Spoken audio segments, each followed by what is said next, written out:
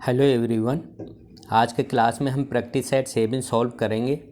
ये ऐसे क्वेश्चंस हैं जो बार बार कम्पिटिटिव एग्ज़ाम में रिपीट होते हैं, इसलिए आप मेरी वीडियो को ज़रूर देखें। जिन लोगों ने अभी तक मेरा चैनल सब्सक्राइब नहीं किया है, इसको सब्सक्राइब कर लें ताकि मैं जो भी वीडियो अपलोड करूं उसका नोटिफिकेशन आपको मिल जाए।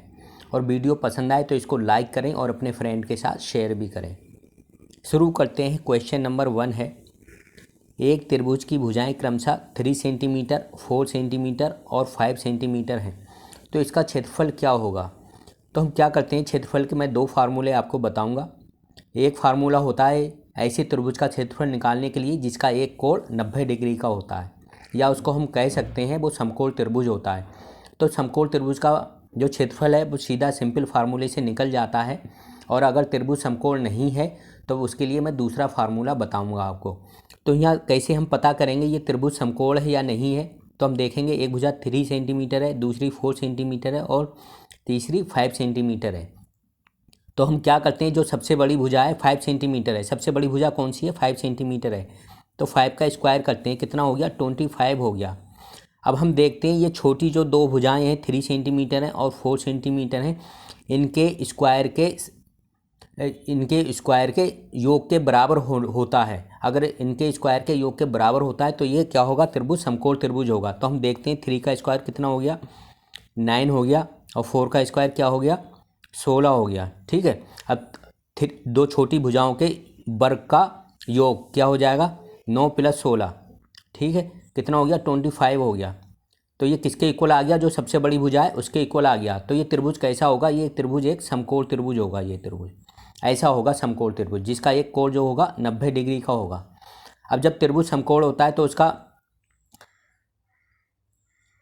क्षेत्रफल निकालने का जो फार्मूला होता है, तो समकोण मैं लिख देता हूँ, समकोण ये सिर्फ समकोण त्रिभुज के लिए जो मैं फार्मूला बता रहा हूँ, समकोण त्रिभुज का क्षेत्रफल क्या होता है, बराबर 1/2 गुणा आधार गुणा ऊंचाई।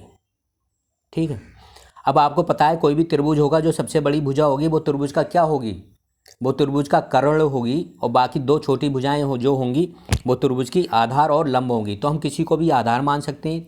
अगर हम 3 सेंटीमीटर को आधार मान रहे हैं तो 4 सेंटीमीटर को हम क्या मान सकते हैं, लंब मान सकते हैं। ठीक है, अगर 4 सेंटीमीटर को हम आधार मान रहे हैं तो 3 सेंटीमीटर को लंब मान सकते हैं। तो आपका आंसर जो है सेम ही आएगा। तो इसका कैसे निकालेंगे, क्षेत्रफल क्या हो जाएगा, बराबर 1/2 × 3 × 4। ठीक है, 2 × 2 = 4, कितना आ जाएगा, 6, क्या चीज़, वर्ग सेंटीमीटर या सेंटीमीटर स्क्वायर। ठीक है, तो इसका आंसर क्या हो जाएगा, 6 वर्ग सेंटीमीटर हो जाएगा। अब दूसरा फार्मूला क्या होता है, दूसरे फार्मूले से भी ये निकल जाएगा। तो सबसे पहले हम निकालते हैं एस, अर्धपरिमाप। अर्धपरिमाप क्या होता है, a + b + c/2। A B C क्या है, भुजाएं हैं, a = 3, b = 4 और c = 5।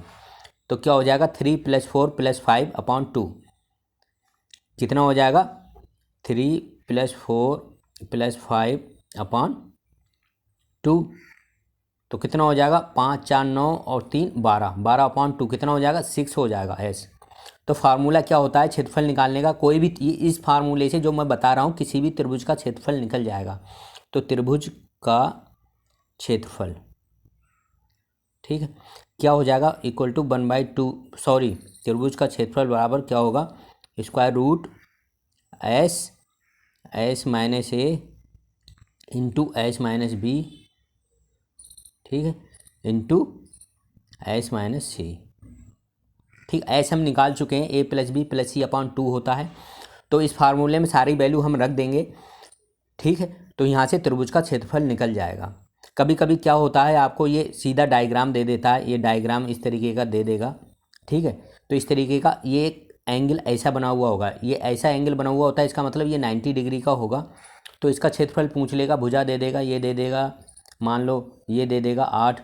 तो इसका क्षेत्रफल कैसे निकालेंगे, क्योंकि कोई भी अगर ऐसा त्रिभुज होगा जिसका एक कोण 90 डिग्री का होगा तो उसका क्षेत्रफल हम सीधा सीधा 1/2 × आधार, ठीक है, × ऊंचाई से निकाल लेंगे।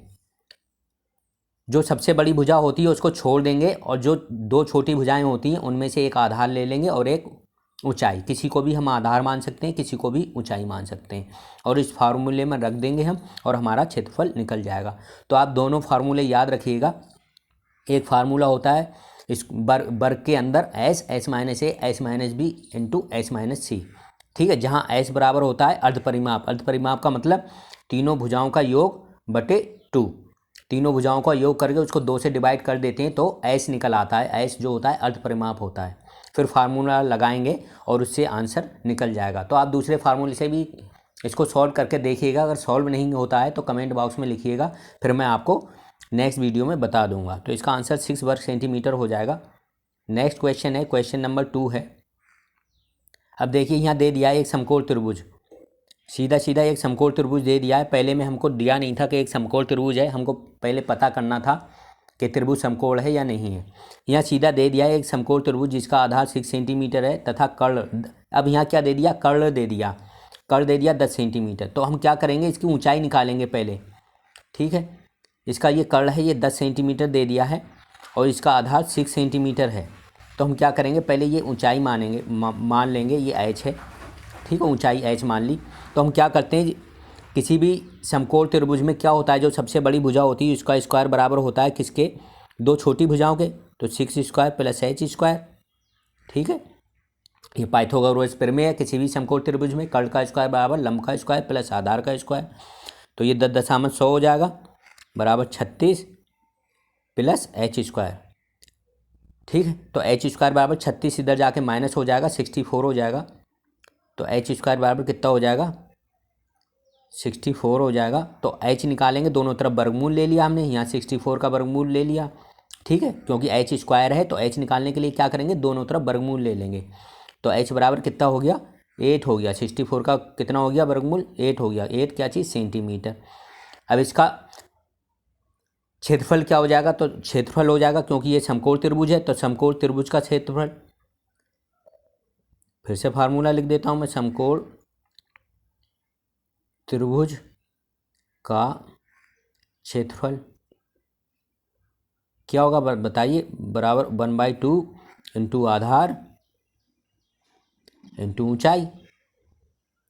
ऊंचाई हमने निकाल ली है, आधार दिया है 6 सेंटीमीटर, 1/2 इंटू 6, और ऊंचाई कितनी आई थी, इंटू 8, ठीक है। 2 3 6, 8 3 24, तो कितना हो गया, 24 सेंटीमीटर स्क्वायर या 24 वर्ग मीटर, 24 सेंटीमीटर स्क्वायर, ठीक है। तो ये 24 सेंटीमीटर स्क्वायर इसका आंसर हो गया।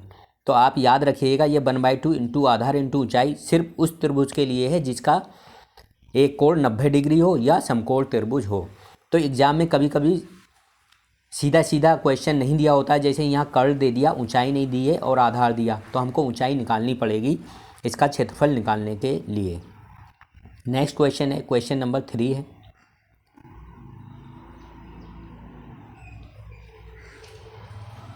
क्वेश्चन नंबर 3 है, एक वर्ग की प्रत्येक भुजा की लंबाई में 20% की वृद्धि करने पर उसके क्षेत्रफल में कितने प्रतिशत की वृद्धि हो जाएगी।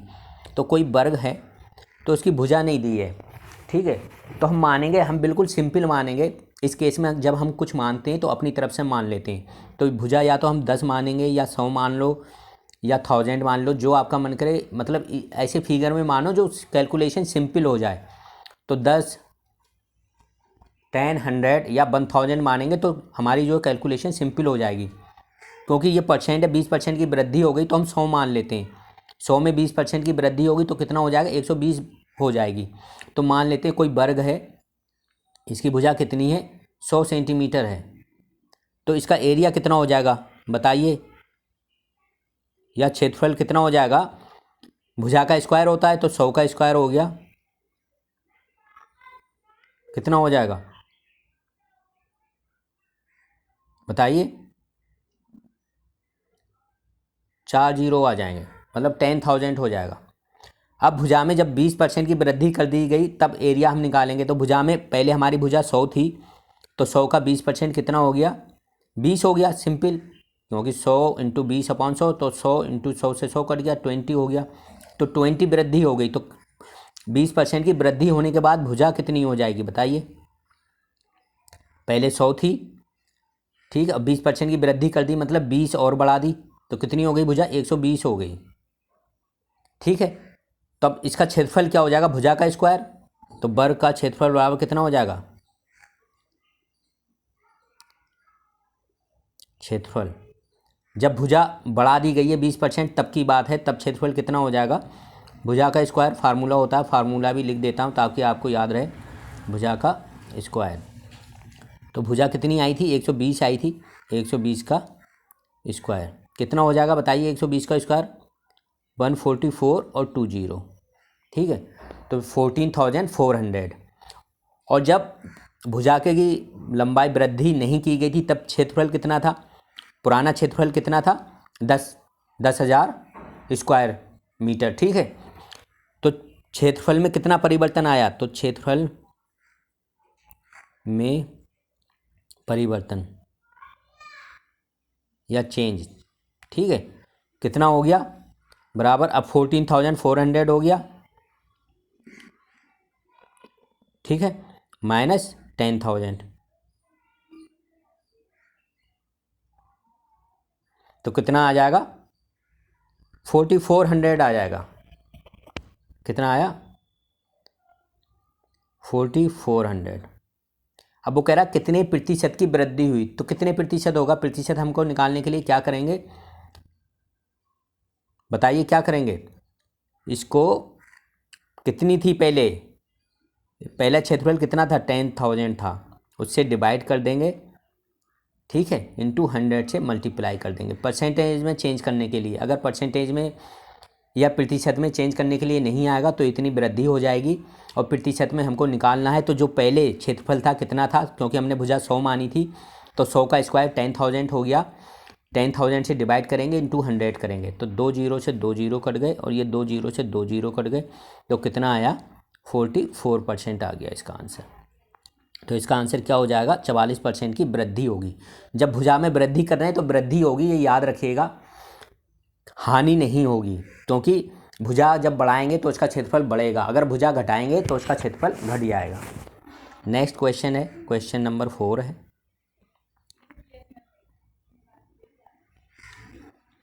राम ने अपनी वस्तुएं बेचने के लिए 30% की 2 क्रमिक छूटों की घोषणा की। कुल मिलाकर प्रभावी छूट कितनी है? तो उसने क्या क्या मान ले, ठीक है, जैसे मैं बताता हूँ।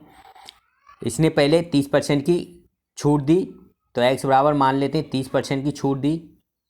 ठीक है, और फिर उस पर फिर दोबारा छूट दे दी 30%। ये कह रहा है ना 30% की दो का मतलब 2 बार छूट दी, 30% की क्रमिक छूट दी, तो कुल मिलाकर प्रभावी छूट कितनी होगी वो हमको निकालना है। तो जब 2 क्रमिक छूटें दी जाती हैं, मान लेते हैं 2 क्रमिक छूटें x और y हैं, तब फार्मूला क्या होता है? एक शॉर्ट ट्रिक फार्मूला होता है कुल प्रभावी छूट निकालने के लिए। क्या फार्मूला होता है? लिख देता हूँ, प्रभावी छूट क्या होगा? बराबर x plus y minus x into y upon 100। 100 सिर्फ x और y के गुणनफल के नीचे ही है, इन दोनों के नीचे नहीं है। तो x plus y minus x y into 100। यहाँ x और y दोनों 30% हैं, क्योंकि 30% की 2 क्रमिक छूट दे दी है, तो x भी 30 है और y भी 30 है। तो x और y की जगह, दोनों की जगह 30 रखेंगे, रख देते हैं इस फार्मूले में। क्या आएगा? इक्वल टू 30, x की जगह 30, y की जगह भी 30, माइनस 30 इंटू 30 अपॉन 100। ठीक है, 1 जीरो से 1 जीरो कट गया, 1 जीरो से 1 जीरो कट गया। 30 प्लस 30 कितना हो गया? 60, माइनस कितना हो जाएगा? 3 इंटू 3 9, तो 60 माइनस 9, 60 माइनस 9 कितना हो गया? 51% हो गया।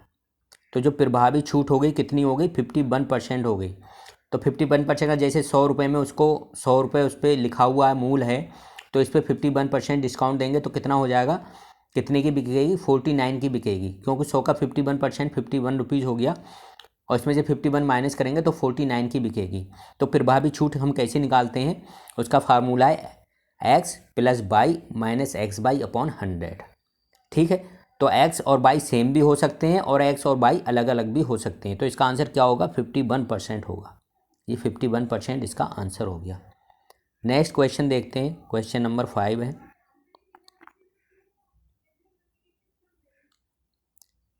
श्याम एक कार्य को 30 दिन में पूरा करता है, राम उसी कार्य को 15 दिनों में पूरा करता है और भुवन उस कार्य को 10 दिन में पूरा करता है।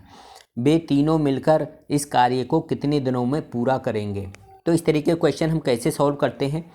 सबसे पहले हम क्या करते हैं, ऐसे क्वेश्चन में निकालते हैं कि एक दिन का काम, श्याम का एक दिन का काम कितना है, राम का एक दिन का काम कितना है और भुवन का एक दिन का काम कितना है। तो तीनों जो एक एक दिन में काम करते हैं, फिर तीनों का जोड़ के हम या योग करके तीनों का एक दिन का काम निकाल लेते हैं। ठीक है, जब एक दिन का काम हमको निकल आएगा तो टोटल या कुल कार्य करने में कितना समय लगेगा वो हम निकाल लेंगे। अब देखते हैं श्याम एक कार्य को कितने दिनों में करता है? 30 दिन में करता है। तो एक दिन में कितना कार्य करेगा बताइए? 1/30। तो श्याम का एक दिन का काम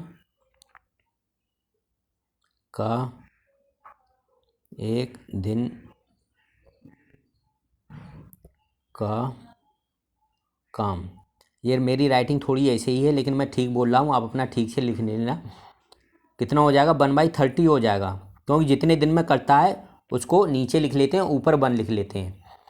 ऐसे ही राम का एक दिन का काम कितना हो जाएगा? एक दिन का काम बराबर कितना हो जाएगा बताइए? 1/15, वो 15 दिन में करता है। और भुवन का एक दिन का काम एक दिन का काम कितने में हो जाएगा बताइए? 1/10 में, क्योंकि वो 10 दिन में पूरा करता है। अब तीनों का एक दिन का काम कितना होगा? तो तीनों को जोड़ लेंगे हम। ठीक है, अब तो मैं लिख देता हूँ तीनों का एक दिन का काम, तीनों का एक दिन का काम।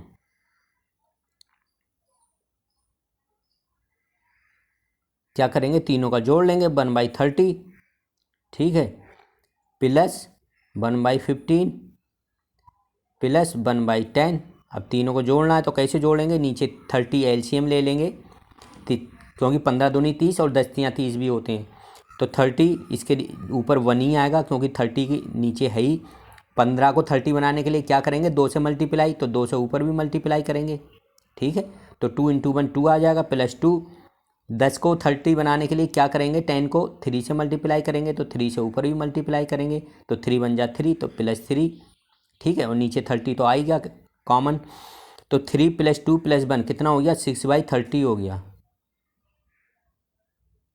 ठीक है, तो तीनों का एक दिन का काम कितना हो गया? 6/30। तो तीनों का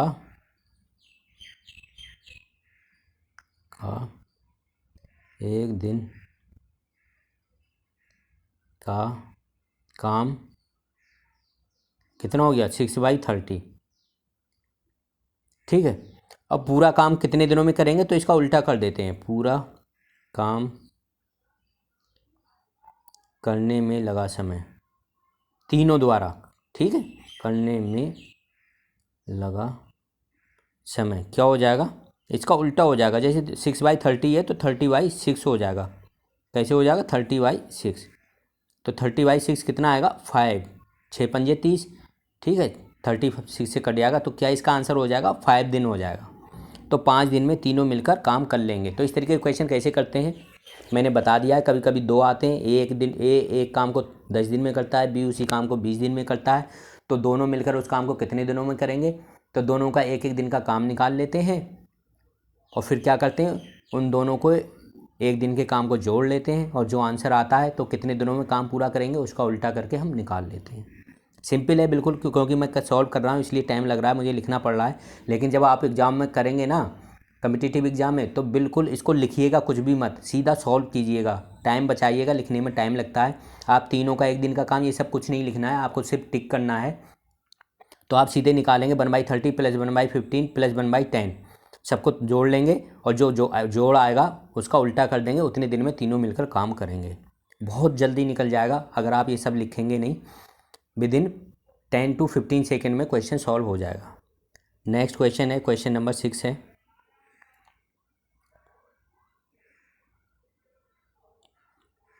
क्वेश्चन नंबर 6 है, 6 घंटे प्रतिदिन कार्य करके 6 दिन में 5 व्यक्ति 10 खिलौने बनाते हैं। 8 घंटे प्रतिदिन कार्य करके 12 व्यक्ति 16 खिलौने कितने दिनों में बनाएंगे? तो हम लिख लेते हैं इसको, घंटे लिखते हैं या घंटे, ठीक है। दिन हो गए और व्यक्ति हो गए और कार्य हो गया। ये मैंने लिख लिया। इस तरीके के क्वेश्चन है, ऐसे ही सॉल्व करते हैं। पहले कितने घंटे काम करते थे? एक दिन में 6 घंटे काम करते थे। कितने दिन काम किया? 6 दिन काम किया। कितने व्यक्ति थे? 5 व्यक्ति थे। कितने खिलौने बनाते थे या कितने कार्य करते थे? 10 खिलौने बनाते थे। ठीक है, लिख लिया हमने। अब क्या हुआ? अब 8 घंटे काम कर रहे हैं एक दिन में, ठीक है। कितने खिलौने बना रहे हैं? 8 घंटे प्रतिदिन कार्य करके 12 व्यक्ति हैं और कितने खिलौने बनाने हैं? 16 खिलौने बनाने हैं। ये 16 खिलौने बनाने हैं। अब कितने दिन लगेंगे? तो हम मान लेते हैं x।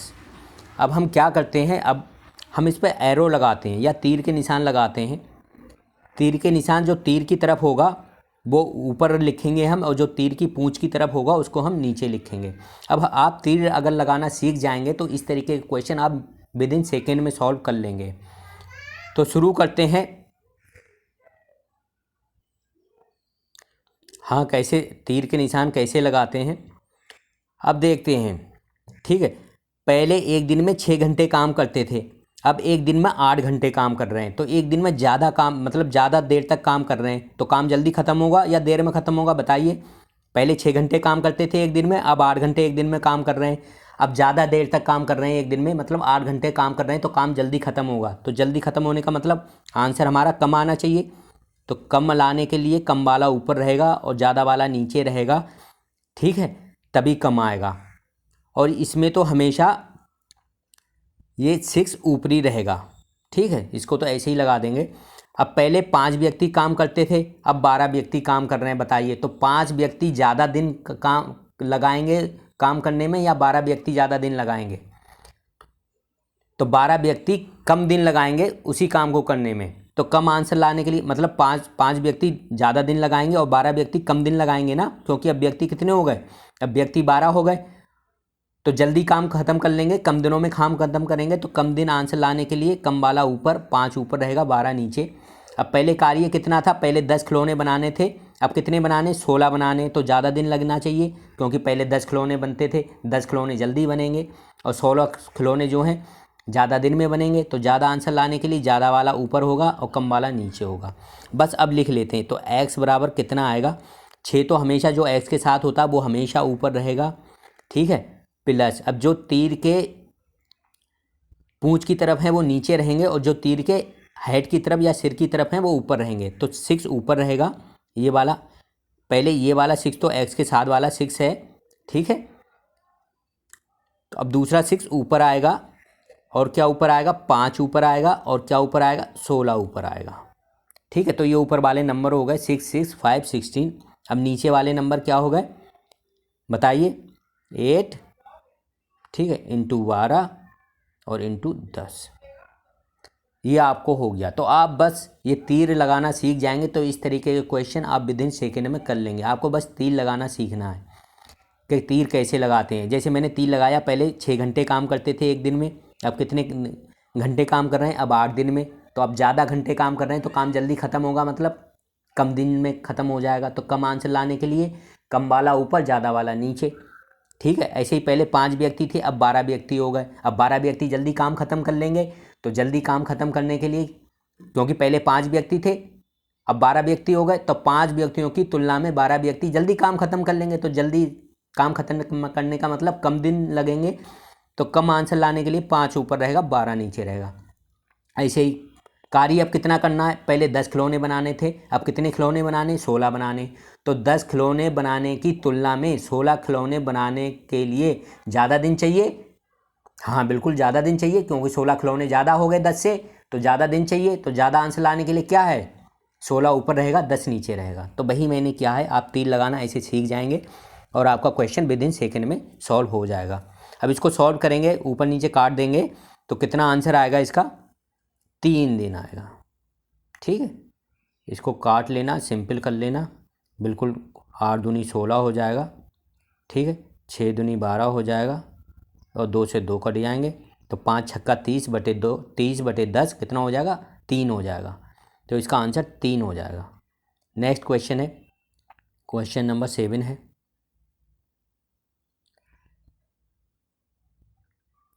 एक वस्तु का अंकित मूल्य 100 रुपये है, यदि उसे 20%, 40% के 2 कृमिक बट्टे पर बेचा जाए तो उसका विक्रय मूल्य क्या होगा? तो अभी मैंने पहले क्वेश्चन बताया था, जब 2 कृमिक बट्टे होते हैं, ठीक है, तो प्रभावी बट्टा पहले निकाल लेंगे। पहले प्रभावी बट्टा निकाल लो, कितना होगा? बट्टा कितना हो जाएगा बताइए? x + y minus x into y upon 100।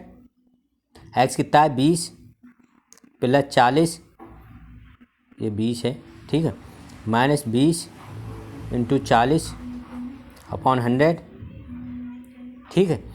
तो कितना हो जाएगा? 20 40 60 हो गया। 60 में से ये कितना हो जाएगा? 0 0 कट गया, 1 0 0, 4 दूनी 8, कितना हो जाएगा? 60 - 8 कितना हो गया? = 52 हो जाएगा।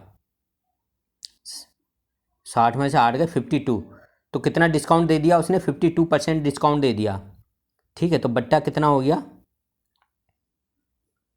52% हो गया। 52% का मतलब इतना डिस्काउंट दे दिया। अब 100 रुपये का 52% कितना हो गया? 100 का 52% कितना हो जाएगा बताइए? 100 इंटू 52, ठीक, अपॉन 100। और वैसे ही सिंपल जब कोई चीज़ 100 हो तो उसका जितना ही परसेंट होगा वो सेम हो जाएगा। अगर 52% है तो 52 ही हो जाएगा, और 100 का अगर 10% है तो 10 ही हो जाएगा। तो 100 से 100 करके तो कितना आया? 52 आया। तो कितना डिस्काउंट दे रहा है वो? 52 रुपीज़ डिस्काउंट दे रहा है। तो 100 रुपये पे 52 रुपीज़ डिस्काउंट दे दिया, तो कितना का बेचेगा वो बताइए? तो विक्रय मूल्य कितना हो जाएगा? मूल्य बराबर 100 रुपये का था, 52% डिस्काउंट या 52 रुपीज़ डिस्काउंट दे दिया, तो कितने का बेचा? 48 का बेचा। तो ये विक्रय मूल्य हो गया 48 रुपीज़। तो 48 इसका आंसर हो गया। नेक्स्ट क्वेश्चन है, क्वेश्चन नंबर 8 है। ये सिंपल है, सिर्फ सिंपल करने का क्वेश्चन है। सिंपल कैसे करते हैं, मैं एक बार इसका जो रूल होता है वो रूल बता देता हूँ। जैसे कोई भी है 2 × 2 + 1 भाग 3 × 4, तो ऐसे क्वेश्चन में क्या करते हैं, ठीक है, क्या करते हैं? पहले भाग करते हैं, ठीक है। अगर भाग होता है तो पहले भाग, फिर गुणा, और फिर प्लस और या माइनस, ठीक है। तो पहले प्लस नहीं करेंगे बिल्कुल भी। अगर आपने 2 + 1 3 कर दिया तो आपका आंसर गलत हो जाएगा। सबसे पहले क्या करेंगे? गुणा करेंगे। 2 × 2 4 होगा, ठीक है। ऐसे ही 1 को 3 से भाग करेंगे और 4 से गुणा कर देंगे। तो इस तरीके से सॉल्व करते हैं, ऐसे ही सॉल्व करेंगे हम इसको। सबसे पहले क्या करेंगे? ये अंदर वाला जो 1 + 1/3 है इसको सॉल्व कर लेंगे। कितना हो जाएगा? तो इसको लिख लेते हैं 1 + 2 भाग 1 + 2 भाग कितना हो जाएगा? 1 + 1/3, 3 × 1 3 + 1 4/3 कितना हो जाएगा? 4/3 हो जाएगा ये, ठीक है। अब क्या करेंगे? अब 2 को 4/3 से भाग करेंगे। तो 1 + 2 भाग 1 + 2 भाग 4/3, क्योंकि भाग का निशान है तो 2 को 4/3 से भाग कर दिया, ठीक है। तो कितना हो जाएगा? ये अंदर वाला, ये अंदर वाली भिन्न कितनी हो जाएगी बताइए? ये है 1 + 2, अब डबल बटे हैं नीचे तो उल्टा हो जाएगा, 4 नीचे हो जाएगा, 3 ऊपर चला जाएगा, तो 2 दूनी 4, तो 1 + 3/2, ठीक है। ये कितना हो जाएगा? 2 2 बन जा 2 और +3 5/2, तो कितना हो जाएगा? 5/2 हो जाएगा। तो 1 + 2 और भाग 5/2, ठीक है। तो 1 + 2 भाग 5/2। अब इसको फिर से लिखते हैं, कैसे लिखेंगे? 1 + 2 और भाग 5/2 है तो 5/2 ऐसे लिखेंगे। अब ये डबल बटे है, ये वाला जब नीचे वाला डबल बटे होता है तो ये उल्टा हो जाता है। तो 1 + 2/5 नीचे रहेगा और 2 ऊपर चला जाएगा, ठीक है। तो कितना हो गया? 1 + 2 दूनी 4 4/5, ठीक है। तो यही आंसर होगा 1:4/5 भी इसको ऐसे लिख सकते हैं 1 + 4/5, सेम ही मतलब होता है। ठीक है, इसको ऐसे भी लिख सकते हैं 1/4/5, इन दोनों का मतलब सेम है। या इसको हम लिखेंगे तो क्या कैसे लिखेंगे 5:1 5 + 4 9/5 क्या होगा 9/5। ठीक है, अब 9 को 5 से डिवाइड करेंगे तो क्या आएगा 1 क्वोशिएंट आएगा, कितना 4 रिमाइंडर आएगा, यानी कि 1 भागफल आएगा, 4 शेष आएगा और 5 जो नीचे है वो नीचे ही रहेगा। तो इसको ऐसे भी लिख सकते हैं 1 + 4/5 को 1 और 4/5 ऐसे भी लिख सकते हैं। तो इसका आंसर क्या होगा ए होगा। बस आपको पता होना चाहिए कि पहले प्लस करेंगे, माइनस करेंगे या भाग करेंगे या गुणा करेंगे। नेक्स्ट क्वेश्चन है, क्वेश्चन नंबर 9 है।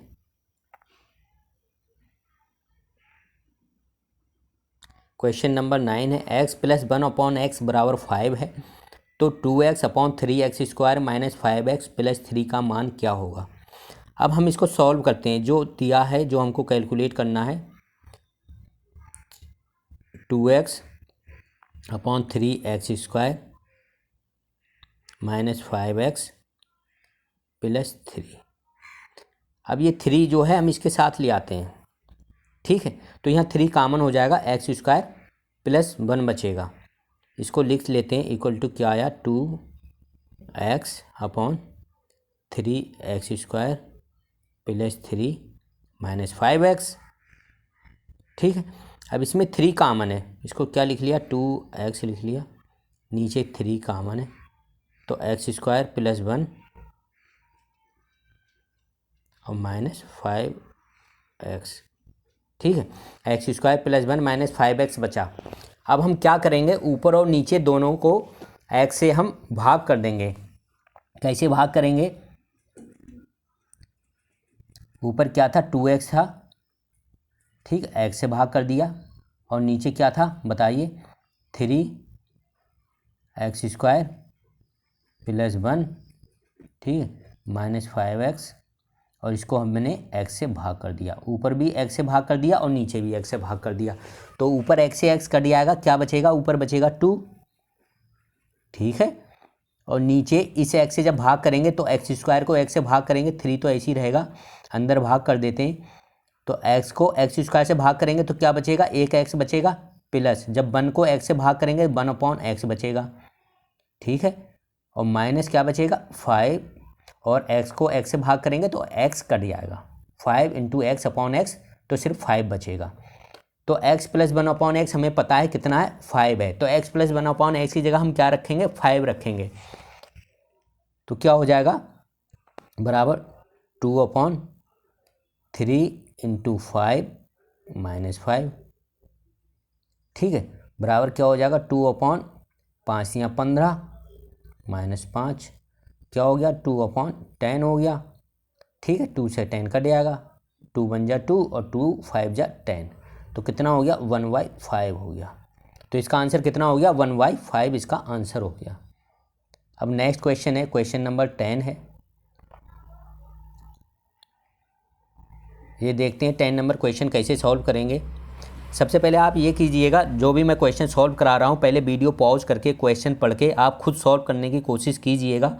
अगर सॉल्व आपसे नहीं होता है तब मेरा सॉल्यूशन देखना। 10 है क्वेश्चन नंबर, 400 व्यक्तियों के लिए 31 दिनों के भोजन की व्यवस्था है। 28 दिनों के बाद 280 व्यक्ति स्थान छोड़कर चले जाते हैं। कितने दिनों तक बचा हुआ भोजन शेष लोगों के काम आ सकेगा। तो हम ये व्यक्ति लिख लेते हैं,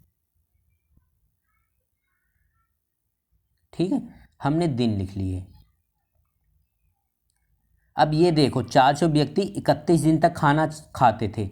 अब 28 दिनों बाद क्या हुआ, 28 दिन के बाद कितने दिन बचे, क्योंकि 31 दिनों के लिए खाना था। अब कितने दिनों तक खाना खाया 28 दिन तक, उसके बाद क्या हुआ 280 व्यक्ति चले गए। तो जो 400 व्यक्ति थे उनके लिए कितने दिन खाना चलता, और 3 दिन चलता, क्योंकि 28 + 3 कितने हुए 28 + 3 31 हुए। तो 400 व्यक्तियों के लिए 3 दिन के लिए खाना चलता। अब 280 व्यक्ति चले गए तो 400 - 280 कितने बचे, ये 400 हैं, 120 बचे। 400 में से 280 गए, 120 बचे। ठीक है, अब व्यक्ति हो गए कितने 120 व्यक्ति हो गए। अब इनके लिए कितने दिन तक खाना चलेगा वो हमको निकालना है। ठीक है, 400 व्यक्ति थे, उनके लिए भोजन चलता था 3 दिन तक। अब खाने वालों की संख्या कम हो गई। ठीक है, तो खाने वालों की संख्या अब कम हो गई तो भोजन ज़्यादा दिन तक चलेगा या कम दिन तक चलेगा बताइए। जब खाने वालों की संख्या कम हो गई तो भोजन ज़्यादा दिन तक चलेगा। ज़्यादा आंसर लाने के लिए ज़्यादा वाला ऊपर रहेगा, कम वाला नीचे रहेगा, और जो x के साथ होता है वो तो ऊपरी रहेगा। तो x बराबर क्या हो जाएगा, जो x के साथ है वो उसको ऊपर ही लिखेंगे हमेशा। और अब हमको आंसर ज़्यादा लाना है क्योंकि 400 व्यक्तियों के लिए 3 दिन के लिए खाना था पर्याप्त। अब व्यक्तियों की संख्या कितनी हो गई, 120, तो खाना ज़्यादा दिन तक चलेगा या कम दिन तक, ज़्यादा दिन तक चलेगा, क्योंकि 400 व्यक्ति ज़्यादा खाना खाएंगे तो इसलिए कम दिन चलेगा, और 120 व्यक्ति कम खाना खाएंगे इसलिए ज़्यादा दिन तक खाना चलेगा। खाना सेम है, खाना अलग नहीं है, खाना जितना था उतने का उतना ही है। तो ज़्यादा आंसर लाने के लिए 400 ऊपर रखेंगे और 120 नीचे रख देंगे। ठीक है,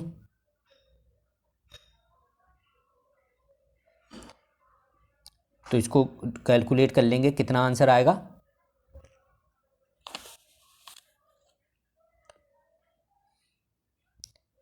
400/120, ये आ जाएगा 10 दिन।